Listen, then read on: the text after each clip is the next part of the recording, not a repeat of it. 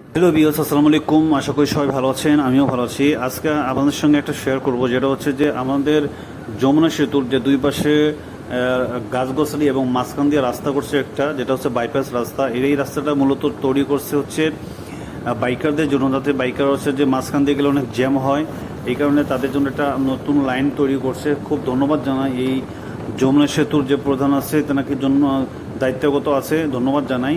আমরা যখন টোল প্লাজার সামনে আসবো, অবশ্যই আমরা এখানে যেহেতু দুই দিকে দড়ি দেওয়া আছে এবং হচ্ছে যে একটা নির্দিষ্ট লাইন আছে দুইটা, এবং এখানে হচ্ছে যে আপনার যে বুথ আছে, দুইটা বুথ আছে যে টোল প্লাজার এখানে, যে আমরা যেহেতু সামনে টোল দেবো এখন আমি। আর এখানে বাইক পার পিস হচ্ছে আপনাদের জমা নিবে হচ্ছে 50 টাকা করে। আপনারা যেহেতু যদি টাকা যখন জমা দেবেন, অবশ্যই খুচরো টাকা রাখার চেষ্টা করবেন।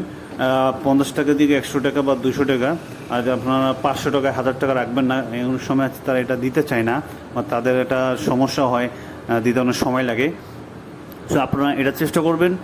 এবং হচ্ছে একটা হচ্ছে যে আপনার সুশৃঙ্খলভাবে এবং সারিবদ্ধভাবে এখানে বাইক দাঁড়াবেন। অনেক সময় আছে একটা বাইকার হচ্ছে সামনে দাঁড়িয়ে আছে এবং পাশে আরেকজন বা সামনে যাচ্ছে, আসলে এটা আমরা পরিত্যাগ করব।